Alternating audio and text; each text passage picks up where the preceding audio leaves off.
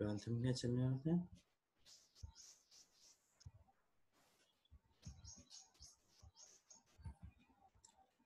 एक सेकेंड।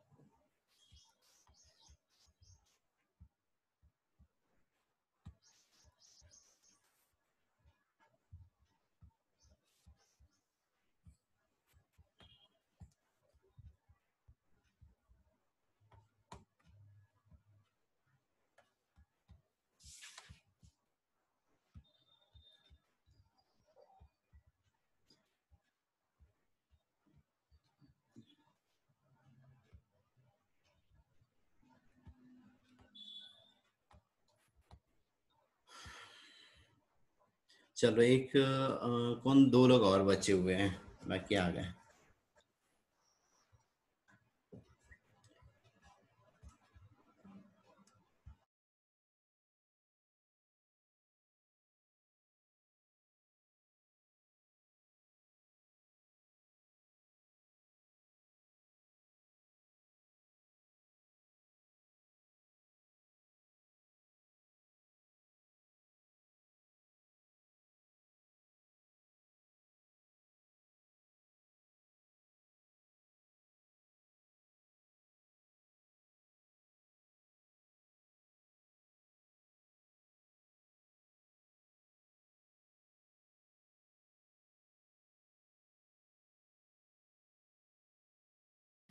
चलो ठीक है, आवाज आ रही है?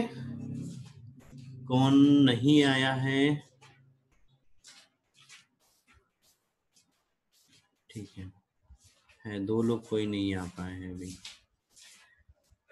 ठीक है, ये आज से चैप्टर चालू हो रहा है ना, पुष्पीय पादपों में लैंगिक प्रजनन। अब यहाँ से ज्यादा ध्यान ये 12th वाले ज्यादा ध्यान देना है ना, ठीक है। एक सेकेंड रुको, नहीं ठीक है। आवाज आ रही है?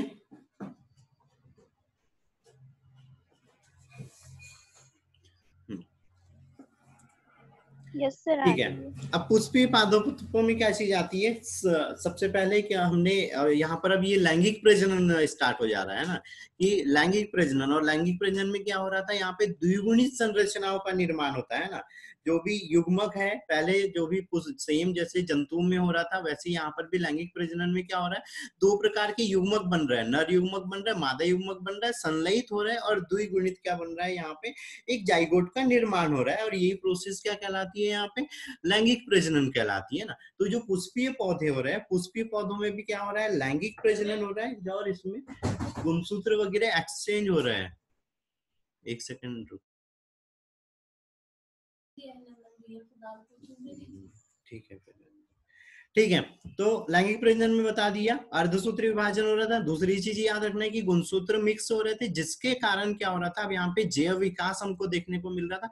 दूसरी चीज, जो भी लैंगिक प्रजनन की एक हमने विशेषता बोली थी कि लैंगिक प्रजनन जब हो रहा है तो क्या चीज हो रही है, कोई भी हमको नई जाति, नए लक्षण, ज्यादा अनुकूलित पौधा, ज्यादा स्वस्थ पौधा हमको दिखाई देता है ना, या ज्यादा हमको अच्छी किस्म के पौधे यहाँ पे हमको मिलते हैं ना, जिसके अंदर में अच्छे लक्षण होते हैं। क्यों ऐसा होता है, क्योंकि उसके अंदर में क्या चल रहा है, प्रभाविता का नियम वाली बात आती है कि जो लक्षण पौधे वगैरह के लिए ज्यादा अच्छा है, जो ज्यादा प्रभावी है, वो लक्षण प्रदर्शित हो जाती है किसके अंदर में, लैंगिक प्रजनन में, है ना। सर ये 12th का स्टार्ट कर दिए क्या? हाँ 12th का, कविता लेट हो गई।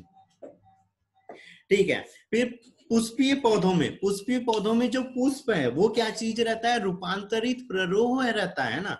ये पॉइंट से याद रखना है, रूपांतरित प्ररोह होता है, और यही जनन अंग भी कहलाता है ना। तो अब जनन अंग कहला रहा है, तो इसके अंदर में क्या चीज हो रही है, यहाँ पे पुष्प में अलग अलग चीजें हो रही है। तो हम पहले सिंपल सी पुष्प की कुछ संरचनाएं देख लेते हैं कि क्या चीजें हो रही है यहाँ पे, है ना। तो सबसे पहले क्या आता है, सबसे पहले पुष्पवृंत रहता है नीचे साइड में, फ्यूनिकल रहता है जो क्या होता है शाखा के साथ में जुड़ा हुआ रहता है ना।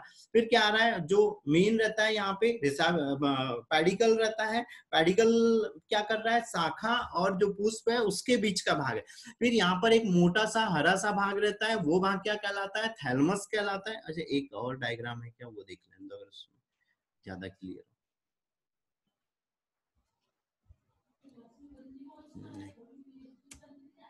ये वाला ज्यादा अच्छा है।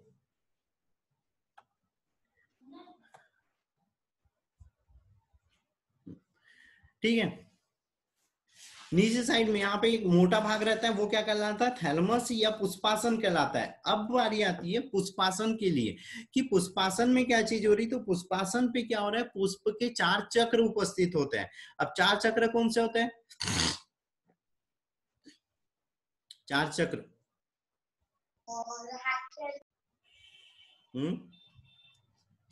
चार चक्र बताओ जल्दी से। बाह्य चक्र, दल चक्र, पुमंग जाएंगे। हाँ ठीक है, दल चक्र हो गया, बाह्य दल चक्र हो गया, पुमंग जाएंगे। ये चारों चीजें क्या कहलाती है, पुष्प चक्र, पुष्प के जो पार्ट्स है वो होते हैं, और ये मिलके क्या कर रहे हैं, एक पुष्प चक्र बनाते हैं। जैसे 11th वाले क्वेश्चन में हम पुष्प चक्र या पुष्प संरचनाएं देखेंगे, सूत्र वगैरह, तो उसमें फिर पता चलेगा ना। तो 4 चक्र होते हैं, ये चीज याद रखना है, चारों चक्रों के नाम याद रखना है, दलपुंज, बाह्य दलपुंज, पुमंग और जायांग हो रहा है ना। उसके बाद में बाह्य दलपुंज है ना, बाह्य दलपुंज में क्या चीज हो रही है, करो कैलिक्स है ना। और जो ये सारे के सारे ये क्या कहलाते हैं, सीपल कहलाते हैं। एक यूनिट उसकी क्या कहलाती है, कैलिक्स कहलाती है। ठीक है, बाह्य दलपुंज मतलब सीपल, ठीक है। एक उसका एक पत्र मतलब क्या हो रहा है, कैलिक्स हो रहा है। और ये कैसे होते हैं, इसको सुरक्षा भी प्रदान करते हैं, और चक्रों की जो दलपुंज है उनकी सुरक्षा भी करते हैं। ठीक है, उसके बाद में आता है पीटल दलपुंज है ना। ये सारे के सारे क्या कहला रहे हैं, पीटल कहला रहे हैं। लेकिन एक यूनिट, एक पंखुड़ी क्या कहला रही है यहाँ पे, करोला कहला रही है। और ये कैसे होते हैं, रंगीन होते हैं, चमकीले होते हैं, आकर्षक होते हैं, भड़कीले होते हैं, मकरंद युक्त रहते हैं है ना। और मकरंद क्या रहता है, एक मीठा पदार्थ रहता है जो कीटों को अपनी ओर आकर्षित करता है। ठीक है, ठीक है। फिर आता है नर जननंग। तो नर जननंग में क्या है, ये नर जननंग क्या कहला रहा है, स्टेमन कहला रहा है। इसके अंदर में 3 पार्ट रहते हैं। नीचे वाला फिलामेंट है, ये फिलामेंट हो गया।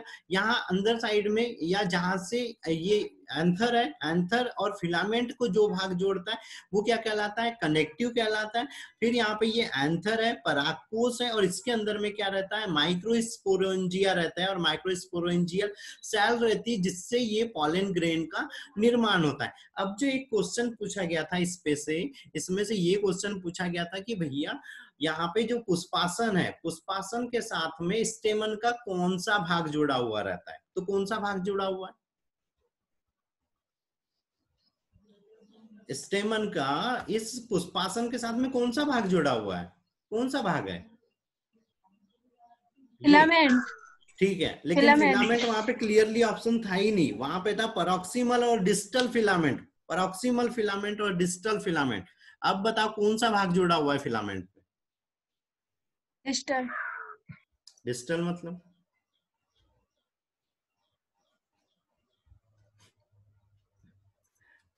ये परॉक्सिमल दूर वाला भाग उपस्थित होता है ना, यहाँ थैलमस के पास में कौन सा उपस्थित है, परॉक्सिमल भाग है। डिस्टल वाला कहाँ पे हो जा रहा है, इस थैलमस से दूर हो जा रहा है। ठीक है, हमेशा याद रखना किसी भी संरचना में जो पास वाली संरचना हो रही है वो डिस्टल, दूर वाली क्या हो रही है, परॉक्सिमल हो रही है। जैसे हम वो हैनली लूप भी देखते हैं किडनी के अंदर में, नेफ्रॉन में है ना, तो उसमें भी क्या हो रही है, एक परॉक्सिमल आर्म रहता है और एक डिस्टल आर्म रहता है ना। तो यहाँ पे जो थैलमस है उसके साथ में परॉक्सिमल फिलामेंट जुड़ा हुआ है। ठीक है, कनेक्टिव, कनेक्टिव नॉर्मल इपिथेलियल ऊतकों की बनी हुई रहती है, और ये फिलामेंट और जो एंथर है उसको जोड़ने का कार्य कर दे रही है। ठीक है, उसके बाद में मादा जनन, स्त्री केसर, इसमें क्या चीज हो रही है, मेन क्या होता है, ओवुल रहता है ना, बीजांड रहता है, और बीजांडों की संख्या के आधार पे यहाँ पर क्या हो रहा है, अलग अलग प्रकार के रहते हैं ना, अलग अलग। जैसे किसी के अंदर में युक्तांडपी हो रहा है, बहुअंडपी हो रहा है, द्विअंडपी हो रहा है, किसी के अंदर में एक बीजांड है, किसी के अंदर में 2 बीजांड उपस्थित हो रहे हैं ना, किसी के अंदर में 3 बीजांड हो रहे हैं। तो जब एक बीजांड उपस्थित है तो वो क्या कहलाएगा, यहाँ पे एकांडपी, मोनोकार्पेलरी, है ना। जब 2 है तो बाई कार्पेलरी, 3 है तो ट्राई कार्पेलरी, 4 है तो टेट्रा कार्पेलरी, 5 है तो पेंटा कार्पेलरी, बहु है तो मल्टीपल कार्पेलरी। ठीक है, पंचांडपी, बहुअंडपी, ठीक है, ये चीज। सर हाँ, सर ये माइक्रोस्पोरेंजिया और मेगास्पोर ये क्या होते हैं? ये अभी आगे आएगा बेटा, अभी आगे आएगा, बस अभी इतना याद रखो। ये माइक्रोस्पोरेंजिया पहले यहाँ सेल रहती है, इसी से पॉलन ग्रेन परागकण का विकास होता है। आगे आगे हम अभी अभी ये स्टार्टिंग है ना, अभी ये सारी चीजें क्लियर हो जाएंगी ना, बस कंटिन्यू बने रहो। ठीक है,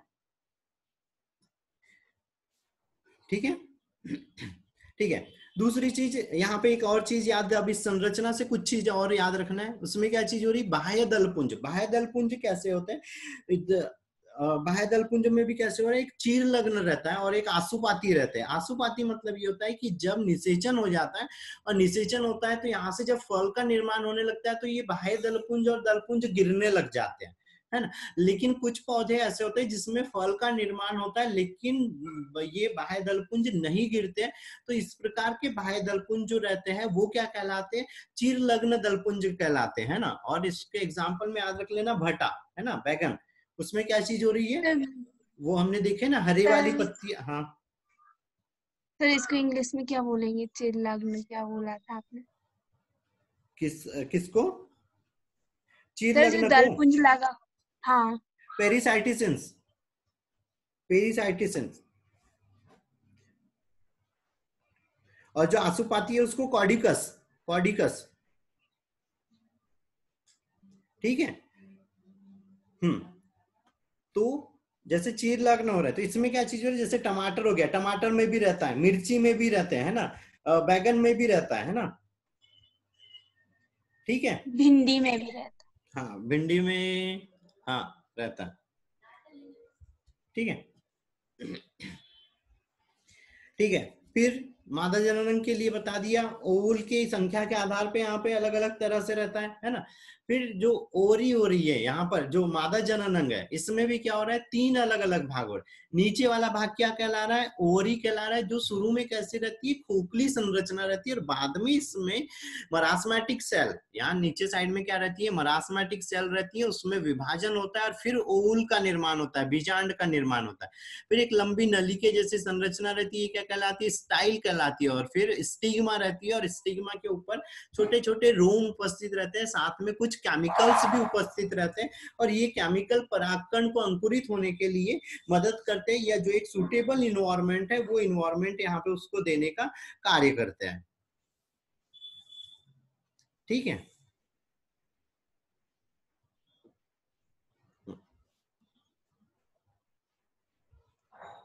इतनी चीज याद रहेंगी, हाँ सर। ठीक है।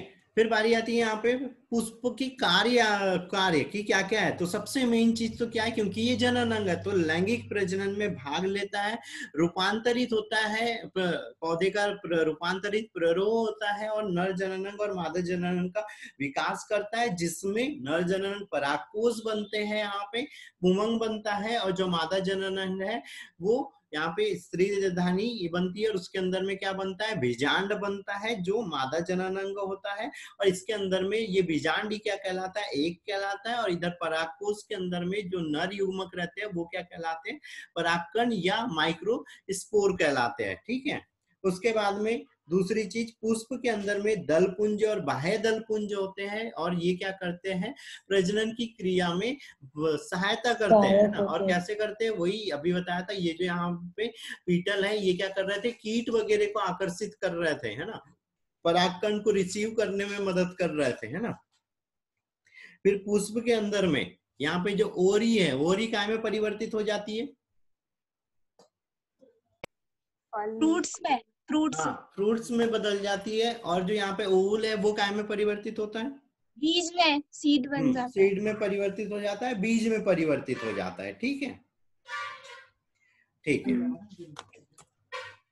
सर यहाँ ये पेरेंट लिखा है, वो होता है ना जिसमें सेपल एंड पेटल अलग अलग नहीं दिखते। हाँ, ठीक है। अब बारी आती है एक चीज की, ठीक है, अब हम यहाँ पे किसकी बात करेंगे? अभी तो हमने जो देखा वो स्ट्रक्चर कैसे देखा, एक प्रारूपीय पुष्प का देखा है ना। तो उसमें जो संरचना बताई वो सारी संरचना मेन किसको याद रखना है? ये जो अभी निशा वगैरह है ना बेटा, तुम लोगों को वो भी चीज याद रखना है, और जो एग्जाम वाले हैं उन लोगों को जो पॉइंट्स बताए हैं वो पॉइंट्स याद रख लेना है। ठीक है, ठीक है। अब एक एक स्ट्रक्चर्स हैं। सबसे पहले यहाँ पे स्टेमन है ना, और इसी को क्या बोल रहे हैं? माइक्रोस्पोरोफाइला बोल रहे हैं ना, माइक्रोस्पोरोफाइला। ये क्या है? नर जनन अंग है। फिर अभी बता दिया कि यहाँ पे 3 प्रकार की चीजें हो रही थी, फिलामेंट हो रहा था, कनेक्टिव हो रहा था, एंथर हो रहा था। एंथर के अंदर में क्या हो रहा है कि यहाँ पर कुछ कोष पाए जाते हैं ना, पॉलन सेक पाए जाते हैं, परागकोष पाए जाते हैं ना। और जो परागकोष है इसके अंदर में क्या चीज रहती है? यहाँ पे दो, जैसे ये जो लोब है तो ये क्या कहला रहे हैं? एंथर लोब भी कहलाते हैं। ठीक है, पॉलन सेक बोल रहे हैं इनको, या तो फिर एंथर लोब बोल रहे हैं। तो अलग अलग पौधों के अंदर में क्या चीज हो रही है? अलग अलग प्रकार के यहाँ पे लोब पाए जाते हैं, अलग अलग चैम्बर होते हैं ना। कुछ के अंदर में 4 चैम्बर होते हैं ना, जैसे भिंडी हो गई, गुड़हल हो गई है ना, में 2-2 पाए जाते हैं ना। तो ये क्या कहलाते हैं? इनके एक कोष्ठीय कहलाते हैं, एक कोष्ठीय सर परागकोष। बैंगन में क्या 6 पाए जाते हैं? इसमें बैंगन में 6 पाए जाते हैं? नहीं, बैंगन में बैंगन के इसमें 2। सर धतूरे में? धतूरे में बीजांड की, वो बीजांड की है, परागकोष की संरचना, कोष परागकोष भी उसमें, सर ये जो एंथर लोब 2 ही है। Okay sir. मादा जनन वो बीजांड, बीजांड उसमें अलग है, ओवरी ज्यादा है उसके अंदर में। परागकोष ये क्या है? पराग पूरा क्या है? नर जनन अंग है, पुमंग है। तो ये पुमंग सर, उसमें कैसे रहते हैं? पुमंग 6 रहते हैं, लेकिन जो उसके अंदर में ये कोष हो यस रहे सर। हैं वो कितने कोष हो रहे हैं? 2 ही कोष रहते हैं। उसको वो ओके तोड़ के देखना, ऐसे 2 ही कॉलम दिखाई देते हैं, है ना। Okay sir. तो एक कोष्ठीय रहते हैं, है ना। फिर कुछ रहते हैं जिसके अंदर में क्या हो रहा है? ज्यादा कोष्ठ है तो वो बहुकोष्ठीय की है ना। और फिर दूसरी चीज, अब यहाँ पर क्या हो रही है? एक धूल या पाउडर की जैसी संरचना दिखाई दे रही है। ये चीज क्या कहला रही है? यहाँ पे पॉलन ग्रेन कहला रही है ना। ठीक है, ये क्या हो गया? इसका बाहरी स्ट्रक्चर। अब बारी आती है अंदर के आंतरिक स्ट्रक्चर की, है ना। तो जब हम इसकी अनुप्रस्थ काट देख रहे हैं तो हमको ये ऐसे दिखाई दे रहा है। ठीक है, 2 चैम्बर दिखाई दे रहे हैं, इसमें बहुत सारे यहाँ पे कण दिखाई दे रहे हैं ना। अगर हम एक पूरा परागकोष अगर काट दे तो ये हमको ऐसे 4 चैम्बर दिखाई देने लग जाते हैं। बीच में क्या है? यहाँ पे वैस्कुलर बंडल उपस्थित रहते हैं ना। ठीक है, अब हमको ये संरचना याद रखना है कि यहाँ पर संरचना में क्या चीज हो रही है।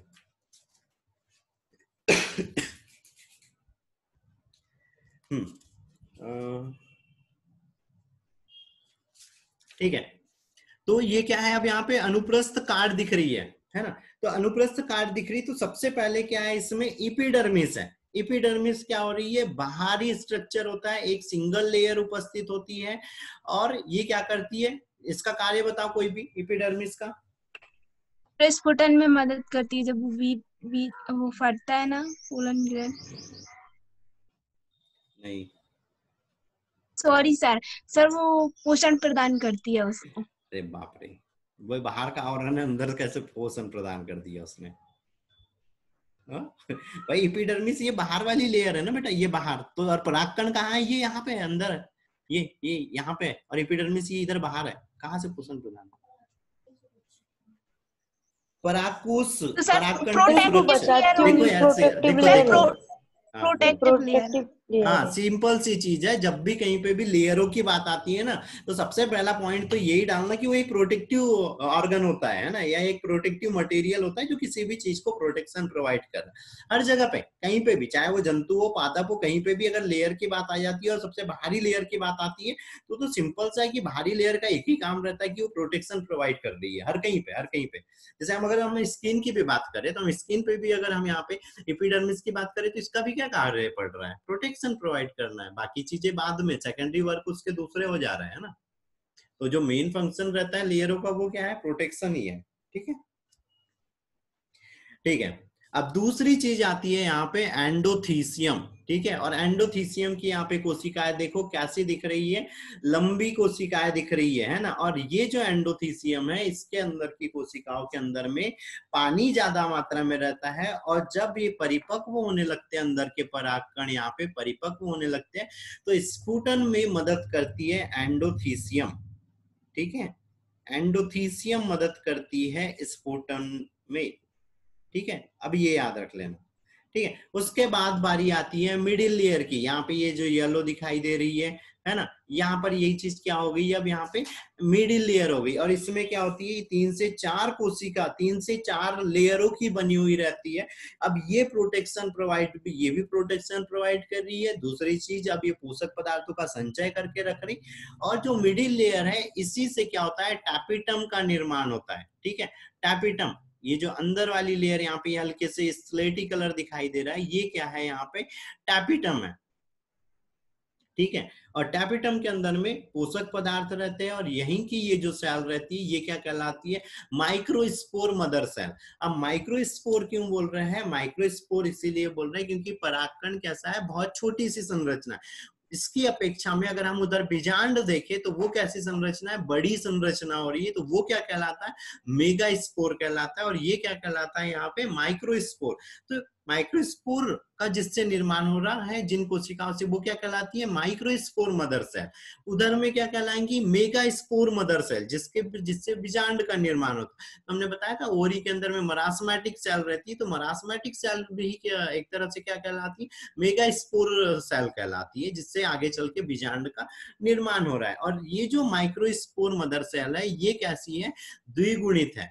ठीक है, ये जनन कोशिकाएं है, तो ये कैसी है, अभी भी द्विगुणित है। इनमें जब अर्धसूत्री विभाजन हो रहा है तो फिर यहाँ पे पॉलन ग्रेन बन रहे हैं, परागकण का निर्माण हो रहा है, माइक्रोस्पोरों का निर्माण हो रहा है, तो वो कैसे हो जाना है, यहाँ पे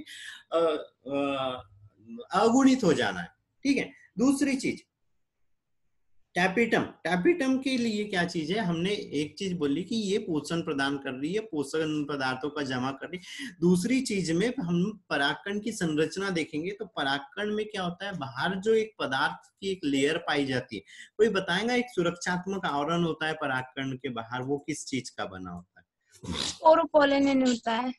और ये कैसा है, एक जटिल कार्बनिक पदार्थ है, क्योंकि इस एक छोटे से परागकण को बहुत सारी बाहर जाके, इस परागकोश से बाहर जाके क्या करना है, बहुत सारी कंडीशनें देखना है ना, बहुत अनस्टेबल इन्वायरमेंट में रहना है। तो जो टैपिटम है वो स्पोरोपोलिनिन का भी फॉर्मेशन करती है और परागकण के चारों ओर एक प्रोटेक्टिव लेयर का निर्माण करने में मदद करती है। और ये जो स्पोरोपोलिनिन है ये अर्थ पे सबसे ज्यादा रेसिस्टेंस है, मतलब सबसे ज्यादा क्या है, प्रतिरोधी पदार्थ है।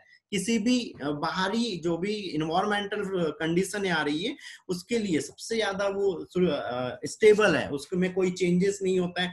अंदर की जो चीज है परागकण उसको बहुत ही स्टेबल रखता है, कोई उसमें चेंजेस नहीं आने देता है, बाहर की चीजें कैसी भी क्यों ना हो जाए। ठीक है, तो ये याद रखना है। ठीक है, इतना याद रहेगा। Yes sir. ठीक है, फिर अब क्या हो रही है, यहाँ पे ये स्टोमियम पाया जाता है परागकोश में। यहाँ पे ये एक भाग होता है स्टोमियम, 2 तरह की यहाँ पे इसमें खाज बन जा रही है। और इसका क्या कार्य है, ये सर ये भी स्टोमियम है। फटने में ही मदद करता होगा उसमें। अभी देखो ये पिछली वाली संरचना में देखो क्या चीज हो रही है, दरअसल ये यहाँ पर क्या हो रहा है, जब ये परागकोश का निर्माण हो रहा है तो ये खाज जैसी संरचनाएं बन जा रही है, जब कोषों का निर्माण हो रहा है तो, है ना। तो उस जगह पे क्या हो रही है, यहाँ पे जो एंडोथीसियम है उतनी ज्यादा यहाँ पे विकसित नहीं हुए हो पाए हैं, है ना। और जो अब क्योंकि यहाँ पे ये विकसित नहीं हो पाए, आसानी से यहाँ पे एपिडर्मिस पर उपस्थित है, तो जब उसमें सिकुड़न हो रही है ना, जब एंडोथीसियम की सेल वाटर को बाहर कर रही है, तो जब वो संकुचित हो जा रही है तो यहाँ पे क्या हो रहा है, एक प्रेशर पड़ रहा है, और प्रेशर पड़ रहा है जिसके कारण में क्या होना है, ये जो स्टोमियम है यहाँ से फट जाना है परागकोश, और सारे के सारे जो पॉलन ग्रेन है वो बाहर निकलने लग जाना है। ठीक है सर ये पोलन ग्रेन फटने के बाद इसकी सारी लेयर टूट जाती है, टेपिटम रहती है के साथ। नहीं नहीं, देखो जो परागकोश है वो बेटा कहाँ से फट रहा है, अंदर साइड से। तो देखो अंदर साइड में क्या थी, यहाँ पे माइक्रोस्पोर मदर सेल थी। माइक्रोस्पोर मदर सेल से क्या हो गया, परागकणों का यहाँ पे ये निर्माण हो गया। देखो अभी स्टार्टिंग में देखो जब ये परागकोश बन रहा था तो यहाँ पे 4 चैम्बर बने हुए थे, लेकिन जब इसके अंदर में यहाँ पे परागकोश बन गए तो ये धीरे धीरे दूसरी सेल क्या होगी, गायब होगी। सिर्फ क्या बच रही है यहाँ पे, इपिडर्मिस बची है, कुछ मात्रा में एंडोथीसियम बची हुई, वैस्कुलर बंडल बचे हुए, बस। बाकी जो यहाँ टैपिटम वगैरह उससे सब क्या निर्मित हो गए, परागकण का निर्माण हो गया। और जब जब जब ये अच्छे से यहाँ पे सारे के सारे पॉलिन ग्रेन बन जाना है तो क्या चीज होना है, यहाँ से टैपिटम वगैरह एक तरह से गायब जैसी तो पूरी तो नहीं होती है, लेकिन कम हो जाती है ना। और जब कम हो जा रही तो एंडोथीसियम, क्योंकि अंदर साइड में परागकण बहुत सारे बन गए, मैच्योर होने लग गए, तो परागकोश वो फिर एक नेचुरली प्रोसेस आ जा रही है कि सारी चीजें एक साथ सब क्या होती है, एक दूसरे से रिलेट है। तो जैसे ही अंदर साइड में परागकणों का निर्माण हो जा रही है, एंडोथीसियम अपना पानी, क्योंकि वो एंडोथीसियम का पानी और दूसरी चीज कहाँ पे यूज हो जा रहा है, टैपिटम के द्वारा यूज कर लिया जा रहा है भोज्य पदार्थों के लिए, स्पोरोपोलिनिन वगैरह के निर्माण में, पैकेटिन वगैरह के निर्माण में यूज हो जा रहा है। तो वहां पानी कम पड़ रहा है और इधर पानी कम पड़ रहा है, मतलब क्या चीज हो रही है, अंदर साइड में परागकणों की संख्या बढ़ते जा रही, वो परिपक्व होते जा रहे हैं। धीरे धीरे जैसे वो परिपक्व होते हैं, जब तक बाहर की लेयर ही क्या होने लगती है, डिजनरेट होने लगती है, नष्ट होने लगती है।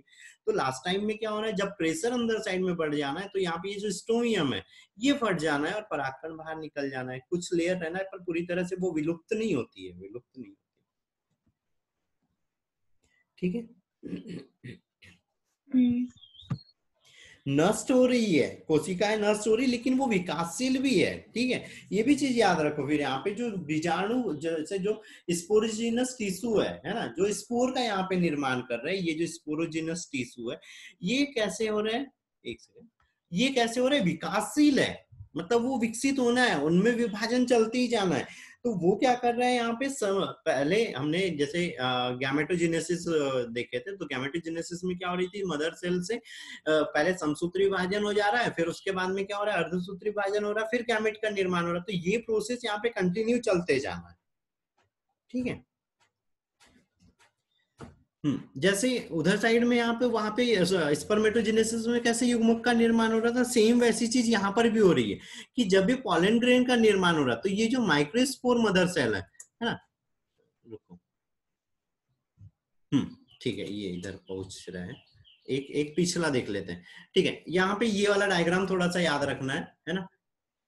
जैसे अब एक चीज मैं बता रहा हूँ, सीधी सी चीज, सारे जितने भी डायग्राम इन्वॉल्व किए सारे के सारे एनसीईआरटी के डायग्राम है ना, और इनसे ऑब्जेक्टिव बनेंगे।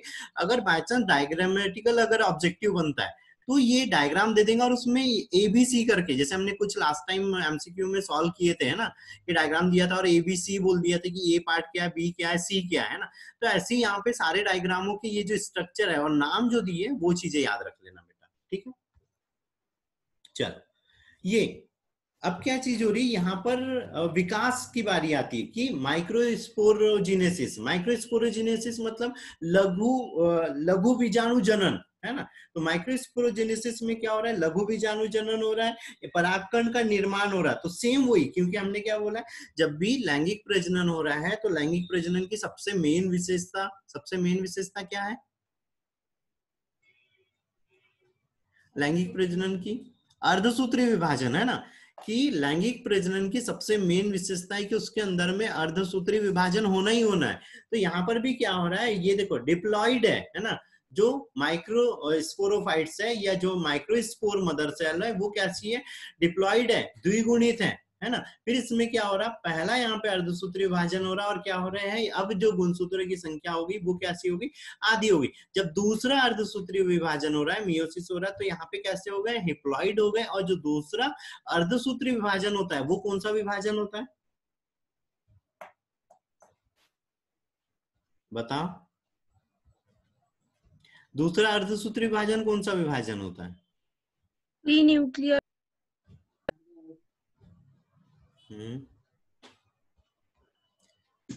दूसरा अर्धसूत्री विभाजन बेटा समसूत्री विभाजन होता है।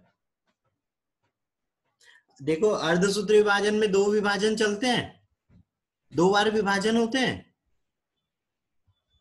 अरे अर्धसूत्री विभाजन हाँ में 2 सर, विभाजन होता है। होते हैं ना, तो हाँ सर, जो एक सेकंड होता है हाँ ना वो समसूत्री के समान होता है। हाँ, तो ये याद रखना है अब याद इसमें था। कि जो दूसरा अर्धसूत्री विभाजन होता है वो समसूत्री विभाजन के समान होता है ना। ठीक है, तो अब यहाँ पर क्या हो रहा है, ये परागकण का निर्माण हो रहा है ना, माइक्रोस्पोरोजेनेसिस चल रहा है ना, और कहाँ से हो रहा था, जो माइक्रोस्पोर मदर सेल थी उससे हो रहा है।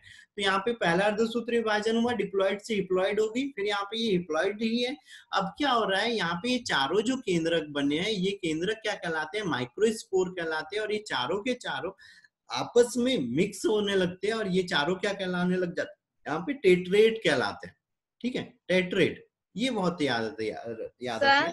हाँ सर, मियोसिस फर्स्ट सेकंड के बाद क्या हुआ, तो ये 4 के 4 ही रह गए। इनके ये देखो डायग्राम देखो ध्यान से, सेलुलोज वॉल है इस मदर सेल पे, है ना, कोशिका का निर्माण हो रहा है। अब यहाँ पे ये सेलुलोज अब क्या हो गया, यहाँ देखो जीव केंद्रक हो गया, जीव द्रव्य इनके चारों ओर जमा हो गए। अब क्या बनना है, यहाँ पे सेल वॉल बनना है, और वो कौन सी बनना है, सेलुलोज की। तो उस टाइम में क्या होता है, ये चारों के चारों आपस में कैसे आ जाते हैं, पास पास में आ जाते हैं, और एक चतुष्क वाली संरचना बना लेते हैं, और यही संरचना चतुष्क क्या कहलाता है, टेट्रेट कहलाता है। तो माइक्रोस्पोर टेट्रेट का निर्माण होता है अर्धसूत्री विभाजन के जस्ट बाद। तो वो यहाँ पे ये भी चीज पूछ सकता है कि अर्धसूत्री विभाजन के बाद किस संरचना का निर्माण होता है, तो अर्धसूत्री विभाजन के बाद डायरेक्ट दिमाग में आता है कि भैया परागकण बन गया, लेकिन अभी यहाँ पे परागकण बना ही नहीं है, विकसित परागकण बना ही नहीं है, क्या बना है, माइक्रोस्पोर टेट्रेट बना है। ठीक है, हाँ सर। थोड़ी सी लंबी प्रोसेस है, कोई दिक्कत नहीं। ठीक है, अब जब हो गई ये टेट्रेट्स के चारों ओर में भी क्या होना है, जब सेलुलोज के यहाँ पे झिल्ली का निर्माण होने लग जाता है, तो फिर ये कैसे होने लगते हैं, अलग अलग होने लगते हैं। अब जो अलग अलग हो रहे हैं, तो यहाँ पर क्या होना है, इसके अंदर में वैक्यूल्स बनना है ना, और ये क्या है, माइक्रोस्पोर न्यूक्लियस है, जीवद्रव्य है, वैक्यूल्स बन गया। अब क्या हो रहा है, यहाँ पे अंदर साइड में 2 केंद्रक के अंदर में और विभाजन हो रहा है, और विभाजन होके क्या बनता है, एक वेजिटेटिव न्यूक्लियस बन जाता है और एक जनरेटिव न्यूक्लियस बन जाता है। और ये जो वेजिटेटिव न्यूक्लियस है, ये कहाँ से, इसकी जो सेल वॉल है उसके साथ में चिपक जाता है जनरेटिव न्यूक्लियस, और जो वेजिटेटिव न्यूक्लियस है वो फ्री रहता है। दूसरी चीज, जब यहाँ पे ये टेट्रेट बना था, उसके बाद में क्या होना है, यहाँ पे जो परागकण बन रहा है, इसके चारों ओर में क्या होना है, एक पदार्थ, एक एक्साइन बनना है। और एक्साइन काय की बनी होती है, एक्साइन काय की बनी होती है, स्पोरोपोलिनिन की। ठीक है, एक्साइन जो बनी है वो काय की बनी है, यहाँ पे स्पोरोपोलिनिन की बनी है। तो स्पोरोपोलिन फिर क्या बनती है, एक अंदर की आंतरिक लेयर बनती है, वो क्या कहलाती है, इंटाइन कहलाती है। और ये काय की बनी रहती है, पैकेटिन और सेलुलोज। क्योंकि यहाँ पे हमने देखो सेलुलोज था, तो अंदर में क्या चला गया, सेलुलोज, लेकिन इसके बाहर, इस सेलुलोज के बाहर में अब क्या जमा होने लग जाता है, पैकेटिन, और पैकेटिन के बाहर में क्या होता है, स्पोरोपोलिनिन। और स्पोरोपोलिनिन कहाँ से आया था, टैपिटम से आया था। ठीक है, इतनी चीज क्लियर है। Yes sir. ठीक है, उसके बाद में ये जो स्पोरोपोलिनिन बन रहा है, कुछ जगह पे स्पोरोपोलिनिन का निर्माण नहीं हो रहा है, तो वो वाला स्थान क्या कहला रहा है, जर्मपोर, जनन छिद्र कहलाता है, जर्मपोर कहलाता है, जनन छिद्र, है ना। और कुछ परागकणों के अंदर में छोटा होता है, कुछ में बड़ा होता है, कुछ के अंदर में जर्मपोर 1 होता है, कुछ के अंदर में 2 होते हैं, कुछ के अंदर में बहुत सारे होते हैं। तो ये अलग अलग प्रजातियों के अनुसार अलग अलग जर्मपोरों की संख्या यहाँ पर हो सकती है। फिर इसके इस स्पोरोपोलिनिन के चारों ओर के ऊपर में एक और तेलीय पदार्थ रहता है, और ये जो तेलीय और जो ऑयली लेयर रहती है वो क्या कहलाती है, पॉलन किट कहलाती है। पॉलन किट कैसी रहती है, या तो रंगीन, रंगीन अगर है तो अधिकतर कैसी रहती है, पीली।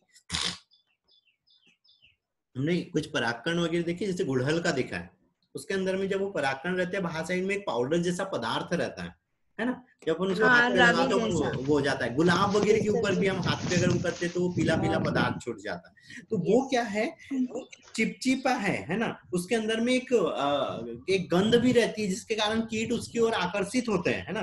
तो वो चीज क्या कहला रही है, यहाँ पे पॉलन कीट कहलाती है। और यही जो पॉलन कीट है, या ये जो ऑयली लेयर है, और जो क्या है, स्पोरोपोलिनिन है, ये इसको क्या कर रही है, अल्ट्रावायलेट रेज से भी प्रोटेक्शन प्रोवाइड कर रही है। ठीक है, ठीक है, यस सर, यस सर। ठीक है। अब क्या चीज बनी थी यहाँ पे, वेजिटेटिव न्यूक्लियस बना है और एक जनरेटिव न्यूक्लियस बना है ना।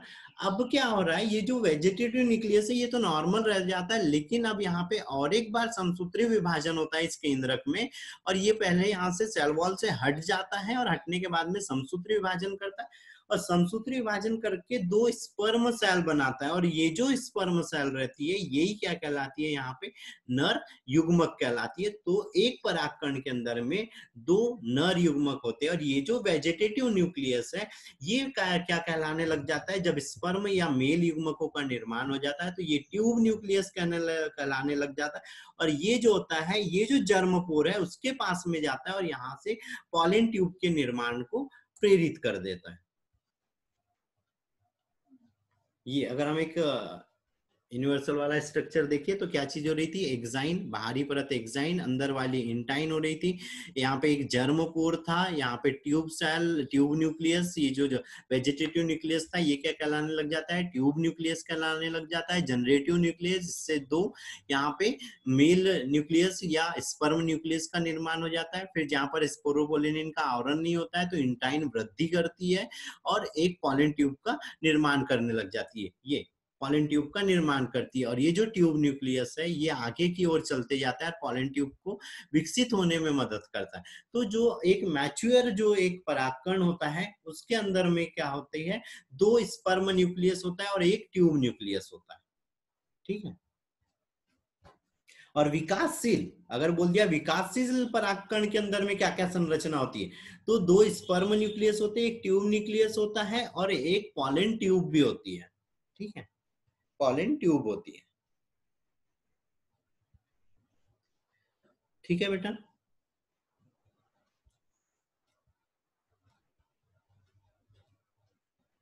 अरे ओके ठीक सर। है, yes sir. Okay sir. Sir एक बार फिर से समझा दीजिए। अभी ये बेटा आते ही जाएगा तो मैं और रिपीट कर दे, चलो ठीक है एक बार और अभी कर दे रहा हूँ, शुरू से कर दूं पर इस थोड़ा सा स्पीड में चलेंगे। हाँ। Okay sir. ठीक हाँ है। सर। सबसे पहले परागकोश में क्या चीज हो रही थी, यहाँ पे पराग, ये क्या था, एंथर था, एंथर के अंदर में यहाँ पे एंथर लोब पाए जाते हैं। एंथर लोब में क्या होती है, अलग अलग यहाँ पे स्ट्रक्चर होते हैं। सबसे बाहरी परत एपिडर्मिस कहलाती है जो प्रोटेक्शन प्रोवाइड करती है। एंडोथीसियम, इसकी कोशिकाएं स्तंभाकार रहती है और ये इसके अंदर में स्फुटन में मदद करती है, पानी को बाहर निकालने में। मिडिल लेयर 3 से 4 परत युक्त होती है, प्रोटेक्शन प्रोवाइड करती है, टैपिटम के निर्माण में मदद करती है। फिर बारी आती है टैपिटम, भोज्य पदार्थों का संग्रह करके रखती है। और जो माइक्रोस्पोर मदर सेल है, जब यहाँ पे परागकण निर्मित होता है तो उसको भोजन प्रदान करती है, सहारा प्रदान करती है, साथ में स्पोरोपोलिन के निर्माण में भी ये टैपिटम मदद करती है। फिर स्टोमियम एक स्थान होता है, दो परागकोश के अंदर में दो खांचे बनी रहती है जो क्या कहलाती है, स्टोमियम कहलाती है, और यहीं से स्फुटन होता है और परागकण बाहर आता है। जब परागकण का निर्माण होता है तो जो माइक्रोस्पोर मदर सेल रहती है वो द्विगुणित रहती है, उसमें अर्धसूत्री विभाजन होता है और यहाँ पे दो न्यूक्लियस बनते हैं। फिर सेकेंडरी मियोसिस के बाद में यहाँ पे 4 न्यूक्लियस हो जाते हैं और ये चारों न्यूक्लियस मिलकर एक संरचना बनाते हैं। ये संरचना टेट्रेट कहलाती है या माइक्रोस्पोर टेट्रेट कहलाती है। माइक्रोस्पोर टेट्रेट का जब निर्माण हो जाता है उसके बाद में हर एक जो माइक्रोस्पोर है उससे एक पॉलन ग्रेन का निर्माण स्टार्ट हो जाता है, और टैपिटम के द्वारा यहाँ पे क्या होता है, बाहर साइड में एक क्या स्पोरोपोलिनिन का आवरण बनने लगता है जो एक प्रोटेक्टिव लेयर रहती है। अंदर साइड में जो माइक्रोस्पोर न्यूक्लियस था वो विभाजित होकर एक वेजिटेटिव न्यूक्लियस और एक जनरेटिव न्यूक्लियस बनाता है। जनरेटिव न्यूक्लियस दो स्पर्म न्यूक्लियस बना लेता है, वेजिटेटिव न्यूक्लियस ट्यूब न्यूक्लियस बना लेता है ना, ठीक है। फिर जहां पर स्पोरोपोलिन का निर्माण नहीं होता है वहां पे वो स्थान जर्मपोर कहलाता है और यहीं से पॉलन ट्यूब का निर्माण होता है। जो आंतरिक परत होती है इंटाइन वो पैकेटिन की बनी हुई रहती है, जो बाहरी परत होती है वो स्पोरोपोलिन की बनी होती है, ठीक है। फिर से कनेक्ट करो, फिर इसके बाद आगे बढ़ते हैं, ठीक है। Okay sir.